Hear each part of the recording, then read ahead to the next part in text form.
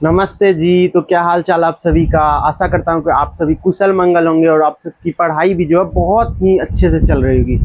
तो मैं आपका भाई नवीन जो आपका आज के सेशन में बहुत बहुत स्वागत करता हूँ। तो पिछले क्लास में हम 1.1 जो है कंप्लीट डिस्कस कर लिए थे कि 1.1 में हम क्या क्या पढ़े, टोटल चीज़ हम डिस्कस कर लिए थे कि यूक्लिड विभाजन प्रमेयिका पढ़े थे, फिर उसके बाद और सारा एग्जाम्पल्स किए, बहुत सारा क्वेश्चंस किए। तो अब वो हमारा ख़त्म हो चुका। तो आज के सेशन में, आज के इस क्लास में हम क्या पढ़ने वाले हैं, तो आज के इस क्लास में हम पढ़ने वाले हैं 1.2 का इंट्रोडक्शन। तो आज के इस क्लास में हम 1.2 का इंट्रोडक्शन पढ़ेंगे, परिचय पढ़ेंगे। तो उसको समझने से पहले यदि हम एक बात बता दें आपको कि 1.2 में आखिर करना क्या है हमको, तो 1.2 जो है आपका बहुत ही इजी चैप्टर है, बहुत ही आसान चैप्टर है और इसमें करना कुछ नहीं, आपको सिर्फ क्या करना है, इसमें एलसीएम और एचसीएफ ज्ञात करना है। एलसीएम और एचसीएफ जो कि आप बच्चे से ही एलसीएम और एचसीएफ ज्ञात करते आ रहे होंगे। तो ये बहुत ही आसान चैप्टर है, लेकिन बहुत बार क्या होता है कि हमको सिर्फ एलसीएम और एचसीएफ बोल देता है कि हाँ ऐसे एलसीएम होगा, ऐसे एचसीएफ होगा, बट वैसे हमको नहीं करना। तो हमको क्या करना है, एक थ्योरी है थोड़ा, प्रमेय 1.1 बोल सकते, सॉरी प्रमेय 1.2, जिसको अंकगणित की आधारभूत प्रमेय कहा जाता है। यदि अंग्रेजी में बोले तो fundamental theory of arithmetic, fundamental theory of arithmetic. तो इसको समझेंगे, लेकिन देखिए इसको समझना क्यों जरूरी है। वैसे हम आपको चाहे तो सीधा एचसीएफ कैसे निकालते हैं, एलसीएम कैसे निकालते हैं वो बता सकते हैं, पर जो है आपको कारण पता नहीं चलेगा हम इसको क्या कर रहे हैं। तो देखिए उसके लिए हमको जरूरी है कि हम इस थ्योरी को पढ़े। तो चलते हैं, क्लास को शुरू करते हैं और थ्योरी को हम समझते हैं कि थ्योरी क्या कह रहा है। थ्योरी बहुत ही आसान है, एकदम चुटकी सा थ्योरी है। बस आप हम एक बार थ्योरी को रीड करते। देखिए अंकगणित की आधारभूत प्रमेय, यदि आप अंग्रेजी में इसको बोलना चाहे तो इसको कहते हैं फंडामेंटल थ्योरी ऑफ अर्थमेटिक, अंकगणित की आधारभूत प्रमेय।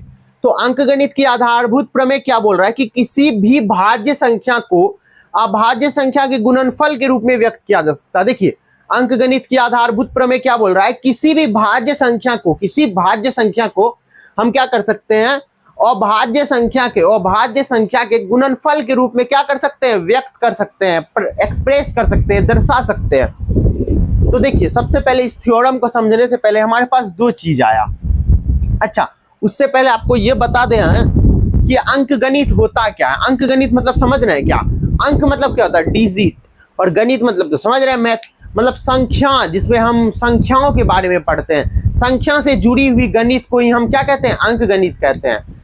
संख्या से जुड़ी हुई गणित ही अंकगणित कहलाते हैं। तो ये हमारा वैसे कुछ काम का है नहीं, बट यहाँ पे लिखा था अंकगणित, तो आपको हम बताएं कि अंकगणित क्या होता है, कि संख्या से जुड़ी हुई गणित होती है। तो देखिए इस जब आप थ्योरम को पढ़े तो यहाँ पे आप बोले कि किसी भी भाज्य संख्या को अभाज्य संख्या के गुणनफल के रूप में व्यक्त किया जा सकता है। वो सब तो ठीक है, आपको एक बार के लिए यदि आपको पता होगा भाज्य संख्या क्या है और आपको ये भी पता होगा कि अभाज्य संख्या क्या है, तो क्योंकि हम जो है जब मैथ का चैप्टर शुरू कर रहे थे रियल नंबर्स, तो आपको जो है उसमें सभी संख्याओं का परिचय वाला एक थंबनेल हम लगाए थे। उसमें टोटल संख्या के बारे में हम डिस्कस किए थे कि भाज्य क्या होती है, अभाज्य क्या होती है, परिमेय क्या होती है, अपरिमेय क्या होती है, सम क्या होती है, विषम क्या होती है, पूर्ण क्या होती है, पूर्णांक क्या होती है। टोटल संख्याओं के बारे में हम डिस्कस किए थे। तो यदि आप मेरा पीछे का वीडियो नहीं देखे तो देख लीजिए, क्योंकि होगा क्या कि आपको भाज्य अभाज्य बहुत सारा नॉलेज मिलेगा उससे। तो एक बार फिर से हम क्या करते हैं, उन संख्याओं को आपको यदि नहीं समझ रहे हैं तो हम एक बार रिवाइज करवा देते हैं उसका। तो देखिए भाज्य संख्या और अभाज्य संख्या, तो समझते हैं भाज्य संख्या। देखिए इस भाज्य संख्या क्या है और अभाज्य संख्या क्या है, हम उसको समझते हैं। देखिए यहाँ पे हमारा भाज्य संख्या और इस स्लाइड में हमारा अभाज्य संख्या, अभाज्य संख्या। तो देखिए भाज्य संख्या किसको कहते हैं, जिसका क्या दो से ज्यादा फैक्टर हो। हम टोटल चीज बताएंगे क्या लिख रहे हैं, एक बार पहले लिखने दीजिए हमको। दो से क्या हो, ज्यादा फैक्टर हो इसका, जिसका क्या दो से ज्यादा क्या हो, फैक्टर, दो से ज्यादा फैक्टर। और अभाज्य संख्या किसको कहते हैं, जिसका केवल दो फैक्टर हो।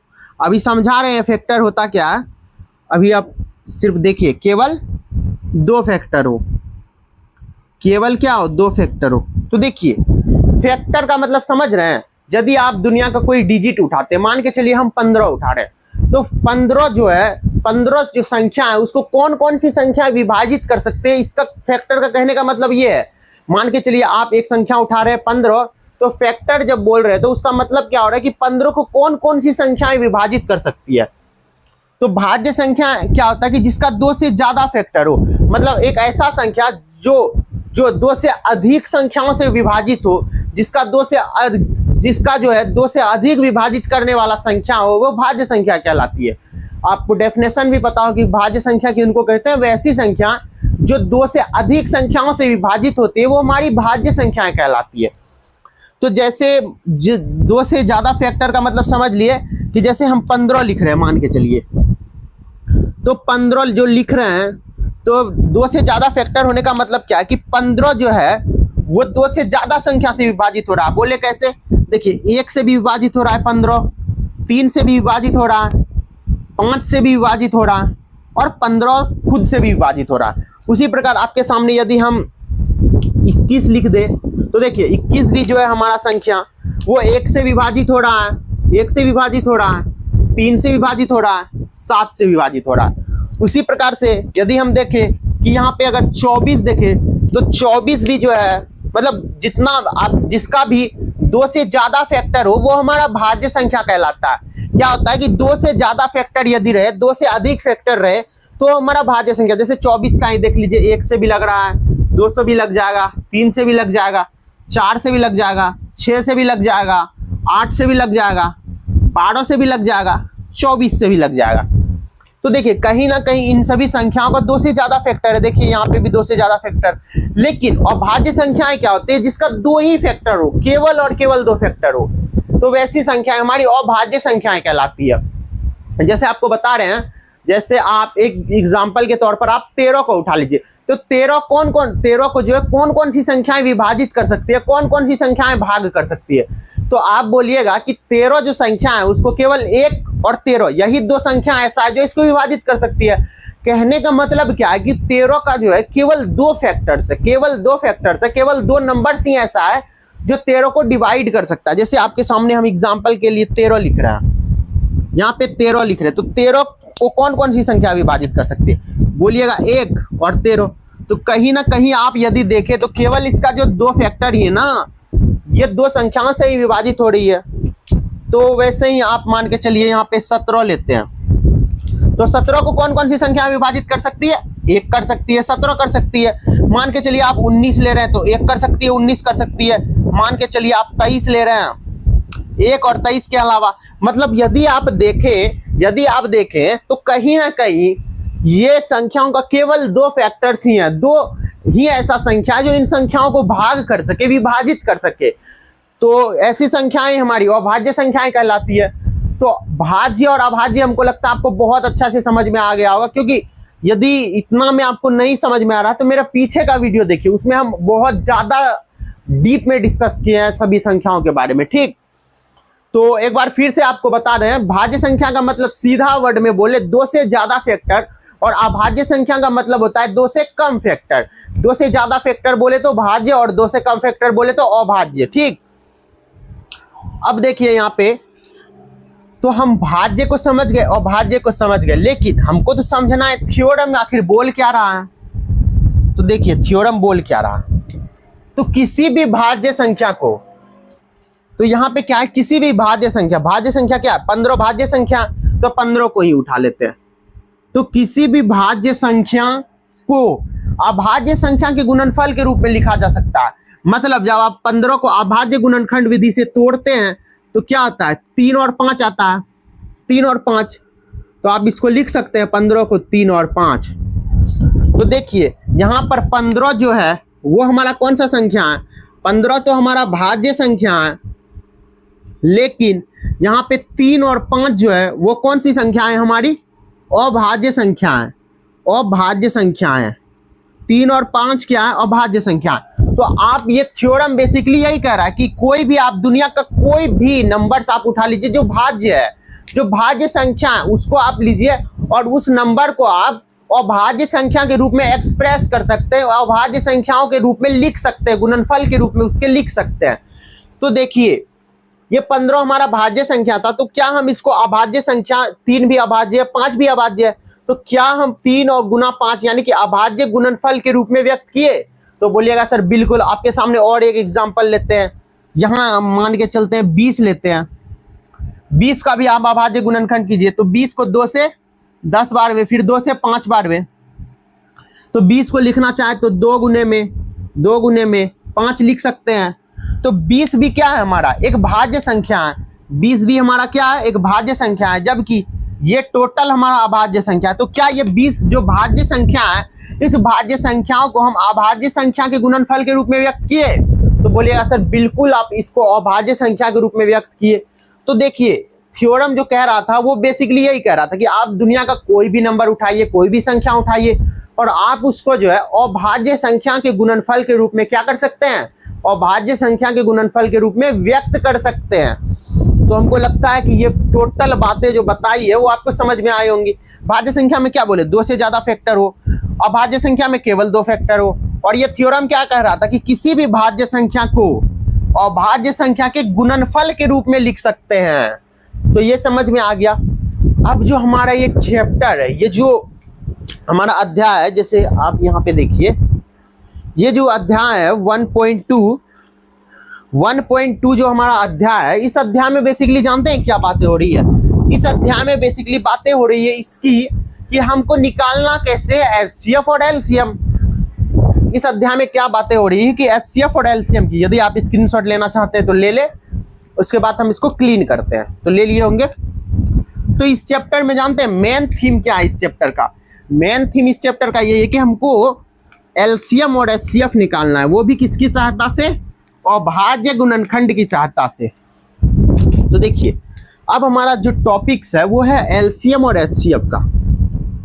एलसीएम और एचसीएफ का, एलसीएम एवं किसका? एचसीएफ का, एचसीएफ का। तो एलसीएम और एचसीएफ जो है बेसिकली आप 6 क्लास से ही सीखते आ रहे हैं। एलसीएम कैसे निकालते हैं, एचसीएफ कैसे निकालते हैं, एलसीएम क्या होता है, एचसीएफ क्या होता है, ये सब आप 6 क्लास से ही सीखते आ रहे होंगे। तो फिर भी हम यहाँ पे एक बार आपके सामने डिस्कस करते हैं एलसीएम और एचसीएफ के बारे में।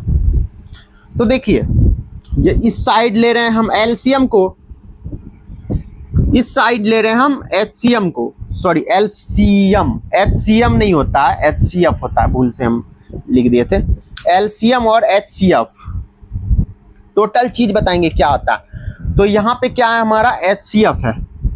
तो देखिए एलसीएम का फुल फॉर्म क्या होता है? Least common factor. कई कई जगह इसको लोवेस्ट कॉमन फैक्टर भी बोला जाता है, लेकिन अभी हम क्या लिख रहे हैं? Least common factor. तो least common, COMMON, common factor, least common factor, sorry multiple होता है, बार बार फैक्टर का आदत लग जाता है। तो least common multiple, multiple MULTIPLE, multiple. और एचसीएफ का मतलब क्या होता है? Highest common factor, highest common factor,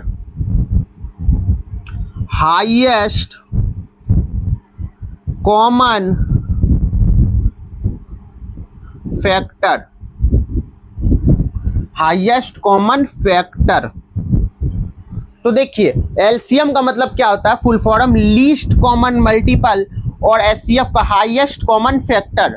तो देखिए बच्चा में आप लोग इसको लॉसो भी बोलते होंगे। लॉसो मतलब लघुत्तम समापवर्तक, और कहीं ना कहीं आप एचसीएफ को बच्चा में मोसो भी बोलते होंगे, महत्तम समापवर्तक, महत्तम समापवर्तक। तो देखिए लॉसो और मोसो दो अलग अलग चीजें हैं। लॉसो और मोसो यानी कि एचसीएफ और एलसीएम दोनों एक अलग अलग चीजें हैं, और दोनों का मतलब भी अलग होता है। तो लीस्ट कॉमन मल्टीपल और हाईएस्ट कॉमन फैक्टर, इसका दोनों का मतलब अलग है। जैसे आपको एक एग्जांपल समझा रहे हैं, ठीक? यहाँ पे आप लोग देखिएगा, जैसे एग्जांपल के तौर पर यदि हम ले, तो मान के चलिए यदि हमसे पूछ रहा है कि आप 15 और 10 का जो है, 15 और 10 का क्या कीजिए आप? 10 का एलसीएम ज्ञात करें। एलसीएम हमको बोल रहा है, एलसीएम बराबर वाट, मतलब 15 और 10 का एलसीएम। देख अब बताते हैं एलसीएम निकालने का मतलब क्या कह रहा है, दो संख्याओं का एलसीएम कैसे निकालते हैं वो तो पता होगा, लेकिन आज आपको समझाएंगे एलसीएम निकालने का मतलब होता क्या है, कहना क्या चाहता है। तो देखिए 15 और 10 का एलसीएम मतलब जानते क्या होता है, एलसीएम मतलब क्या हो रहा है, लीस्ट कॉमन मल्टीपल। लीस्ट मतलब क्या आता है, छोटा से छोटा, कॉमन मतलब जो दोनों में हो, और मल्टीपल मतलब उसका टेबल में आए। मतलब 15 और 10 का टेबल में हमको एक ऐसा छोटा से छोटा संख्यांक ढूंढना है जो दोनों में आए और मतलब दोनों में हो, कॉमन हो। अगर यदि वो संख्या हमको मिल जाता है जो 15 का टेबल में भी आ रहा है, 10 का टेबल में भी आ रहा है और दोनों कॉमन है, दोनों में आ रहा है, तो वही हमारा एलसीएम हो जाता है। देखिए कैसे आपको समझा रहे हैं, लिखेंगे तब समझ। जैसे 15 का टेबल क्या होता है, इस प्रकार से 15 का टेबल होता है।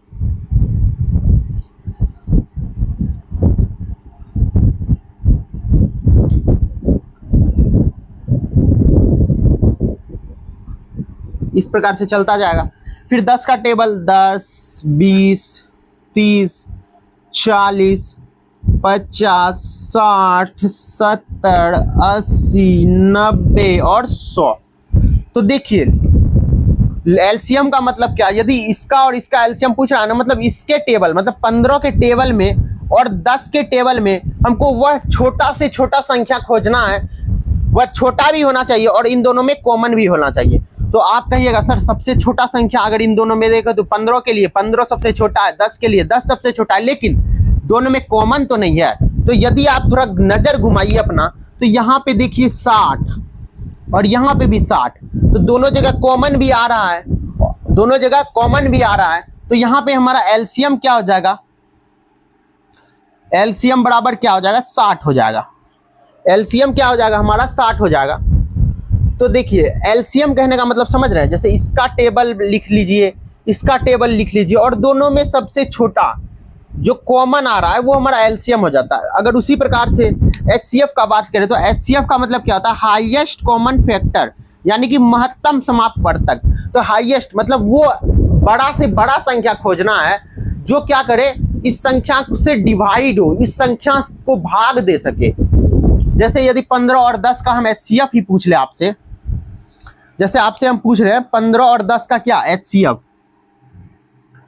15 और 10 का एचसीएफ मतलब हाईएस्ट कॉमन फैक्टर बराबर वाट। तो अब एचसीएफ कहने का मतलब आप समझ रहे हैं क्या हो रहा है, एचसीएफ मतलब हाईएस्ट कॉमन फैक्टर, यानी कि वह बड़ा से बड़ा संख्या जो 15 और 10 दोनों को भाग दे दे। और इसमें क्या हो रहा है कि वह छोटा से छोटा संख्या जो इनके टेबल में आए और कॉमन भी हो, और यहाँ पे क्या हो रहा है कि वह बड़ा से बड़ा संख्या जो इनको भाग दे दे और इसमें भी कॉमन हो, इसमें भी कॉमन हो, दोनों में आए।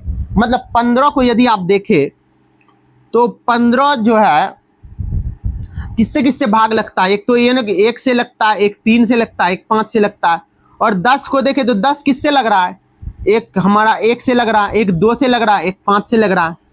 तो क्या कहता है कि वह बड़ा से बड़ा संख्या, वह बड़ा से बड़ा संख्या जो इन दोनों को भाग दे सके। तो देखिए आप यहाँ पे जो 5 है, 5 जो है 15 को भी विभाजित कर रहा है पूरा तरीके से, 5 जो है 10 को भी विभाजित कर रहा है, और 5 यहाँ पे क्या है, दोनों में कॉमन भी है। तो यहाँ पे यदि एचसीएफ निकालिएगा आप, तो एचसीएफ क्या आ जाएगा आपका, हाईएस्ट कॉमन फैक्टर क्या आ जाएगा, वो आ जाएगा 5। वो क्या आ जाएगा आपके सामने, 5 आ जाएगा। तो देखिए जैसे आप मान के चलिए इस प्रोसेस से कीजिएगा, इस प्रोसेस से आप जांचिएगा तो आपको समय बहुत ज्यादा लगेगा, आपका टाइम मैनेज नहीं हो पाएगा। इसलिए हम जो है क्या करते हैं कि एलसीएम और एचसीएफ को निकालने के लिए अभाज्य गुणनखंड विधि का प्रयोग करते हैं। किसका प्रयोग करते हैं, अभाज्य गुणनखंड विधि का। तो देखिए इस प्रोसेस से तो हम आपको समझा दिए कि होता क्या, आखिर एलसीएम मतलब हो क्या रहा है और एचसीएफ मतलब हो क्या रहा है। तो एलसीएम मतलब लीस्ट कॉमन मल्टीपल, मतलब यदि कोई भी दो संख्या का हमको क्या निकालना है, एलसीएम निकालना है, कोई भी दो संख्याओं का क्या निकालना है, हमको एलसीएम निकालना है। तो उस संख्याओं के टेबल में हमको एक ऐसा संख्या खोजना है, वह छोटा से छोटा संख्या उस संख्याओं के टेबल में आना चाहिए जो क्या हो, दोनों में कॉमन हो, तो वो एलसीएम हो जाएगा। और एचसीएफ की बात करें तो यदि दो संख्याओं का हमको एचसीएफ निकालना रहता है तो उसका कहने का मतलब क्या हो रहा है कि वो जैसे कोई भी दो संख्या का हमको HCF निकालना है तो उसका मतलब हो जाता है क्या कि वह एक ऐसा बड़ा से बड़ा संख्या जो क्या कर सके, उन दोनों संख्याओं को क्या कर सके, भाग कर सके। तो यहाँ पे जैसे HCF की बात करें तो 5 15 जो इससे भाग हो रहा था तो वह बड़ा से बड़ा संख्या यानी कि 5 जो 15 को भी भाग कर रहा है, 5 10 को भी भाग कर रहा है और दोनों में कॉमन भी है तो 5 हमारा HCF हो जाता है। यदि आप इसको अभाज्य गुणनखंड विधि से निकालते तो भी आपका आंसर सेम ही आता। आपको दिखा रहे कैसे, जैसे मान के चलिए 15 और क्या जी 15 और 10 का HCF व LCM अभाज्य गुणनखंड विधि से ज्ञात करें। अभाज्य गुणनखंड विधि से ज्ञात करें। अभाज्य गुणनखंड विधि से ज्ञात करें। तो देखिए, तो अभाज्य गुणनखंड विधि तो आप समझ ही चुके हैं। अभाज्य बच्चे से आप सीखते आ रहे होंगे 6 क्लास 7 क्लास से कि अभाज्य गुणनखंड विधि से हम कैसे ज्ञात करते हैं। तो कैसे, आप क्या कीजिएगा, 15 को अलग जगह तोड़िएगा। ऐसे 15 को क्या कीजिएगा, आप अलग जगह तोड़िएगा 3 से, फिर 5 से। छोटा लग रहा, दिखाई नहीं दे रहा हो सकता। तो आप क्या कीजिएगा, 15 को अलग जगह, एक बार 3 से तोड़िएगा इसको, एक बार 5 से, फिर आप 10 को तोड़िएगा अलग से, एक बार 2 से, एक बार 5 से। फिर क्या कीजिएगा आप, 15 और यहाँ पे क्या है 10 है तो 15 को लिखिएगा आप 3 गुने में 5, फिर 10 को लिखिएगा 2 गुने में 5। तो HCF मतलब क्या हो रहा है, जो दोनों में कॉमन हो वो हमारा HCF होता है। तो 15 और 10 में कॉमन चीज क्या है, 5। तो HCF हमारा क्या हो जाएगा 5। और हमारा LCM की बात करें तो LCM क्या आता है, जो कॉमन है उसको भी लिखो और जो कॉमन नहीं आया उसको भी लिखो। तो 5 या 15 दूनी क्या हो जाएगा 30। सॉरी कहीं गलती हुआ होगा, 5 या 15 दूना 30। ओ यहाँ पे ये नहीं होगा इसलिए। तो देखिए सबसे पहले LCM क्या आ गया, 30 आ गया। तो देखिए हम यहाँ भूल से, मिस्टेक से हम यहाँ ऐसा कर दिए थे, हमको दिखाई नहीं दिया 30 भी है। तो देखिए LCM का मतलब समझ रहे हैं कि इसका टेबल और इसका टेबल में सबसे छोटा संख्या आना चाहिए। तो यहाँ पे देखिए ये जो 30 है वो छोटा भी है और दोनों में कॉमन भी है। तो LCM क्या आ जाएगा हमारा 30 होगा। यहाँ पे 30 भूल से किए थे। तो देखिए इस वाले कॉन्सेप्ट से भी LCM 30 आ रहा है और इस वाले कॉन्सेप्ट से भी HCF हमारा 5 आ रहा है।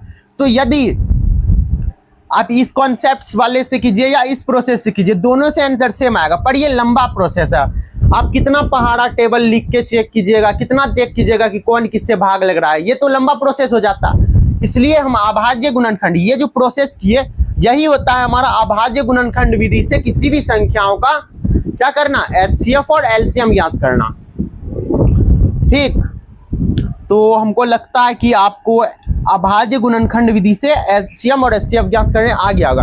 आपका बुक का ही एक एग्जाम्पल उठाते हैं और फिर एक एग्जाम्पल आज करेंगे, फिर नेक्स्ट क्लास में होगा तो हम या तो होगा तो आपका चैप्टर करेंगे, नहीं तो बचा हुआ जो एग्जाम्पल होगा उसको करेंगे। तो एक एग्जाम्पल और करते हैं, इसको हम क्लीन कर रहे हैं। स्क्रीनशॉट लेना चाहते हैं तो ले ले।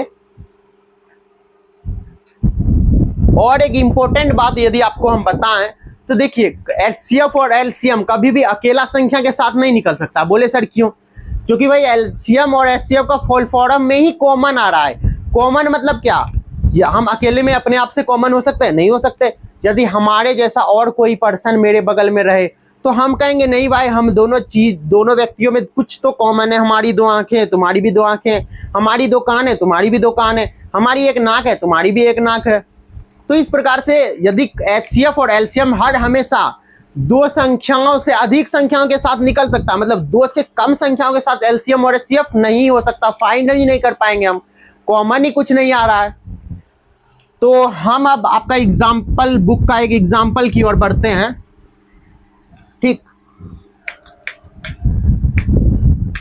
तो देखिए आपका एक बुक का एग्जाम्पल हम ले रहे हैं।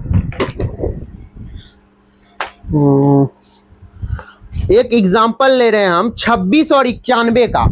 हमको अभाज्य गुणनखंड विधि से क्या करना है, एक क्वेश्चन है आपके सामने। 26 और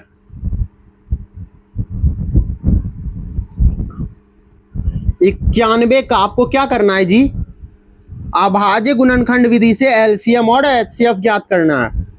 26 और 91 का अभाज्य गुणनखंड विधि से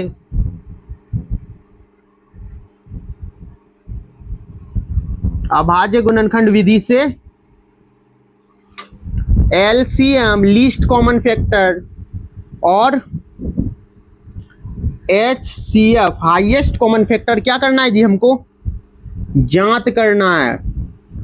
तो देखिए अभाज्य गुणनखंड विधि से कैसे करना है, तो आपको पता है कि सबसे पहले 26 को तोड़ लेंगे। तो 26 को तोड़िए, तो ये 2 का टेबल में 13, फिर 13 तो किसी से होगा नहीं, फिर 13 से आप भाग दीजिए एक बार में, ठीक।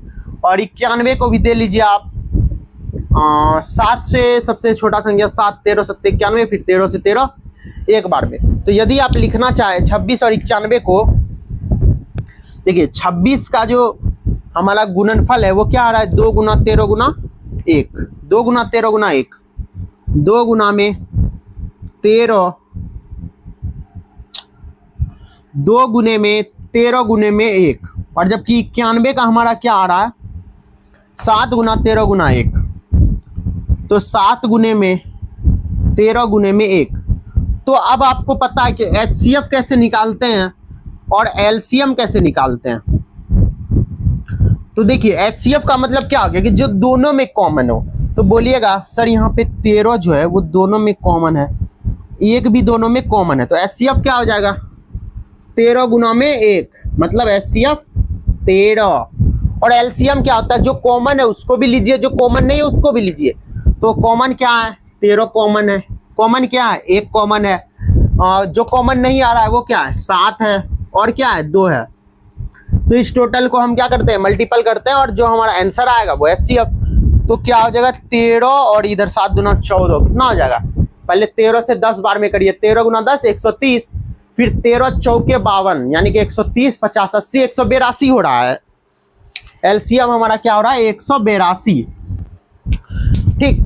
तो इसी प्रकार से हम क्या करते हैं एलसीएम और एचसीएफ ज्ञात करते हैं अभाज्य गुणनखंड विधि से। क्या किए 26 को सबसे पहले तोड़ लिए, फिर 91 को तोड़ लिए, फिर देखे जो कॉमन पार्ट आ रहा था वो हमारा एचसीएफ, जो कॉमन नहीं आ रहा, सॉरी जो कॉमन आ रहा था वो एचसीएफ, और जो हमारा एलसीएम होता है एक बार कॉमन वाले को लिए, फिर जो कॉमन नहीं है उसको भी लिए, टोटल को हम क्या कर दिए गुना करके लिख दिए, और वो हमारा एलसीएम हो गया। तो हमको लगता है कि आपको पूरी बातें समझ में आई होंगी। तो अब हम नेक्स्ट क्लास में कोशिश करेंगे कि एग्जाम्पल करने का, और उसके बाद हम बढ़ेंगे 1.2 की ओर। तो यदि आपको समझ में आया है तो आपको पता है कि क्या करना है, आपको लाइक्स करना है, ताकि हमें आपकी रिस्पॉन्सिबिलिटी पता चले कि आपको समझ में आ रहा है। तो मिलते हैं नेक्स्ट क्लास में, तब तक के लिए हंसते रहिए, मुस्कुराते रहिए, और बहुत ही अच्छे से अपने कॉन्सेप्ट को समझिए। तब तक के लिए जय श्री कृष्णा, जय श्री राधे।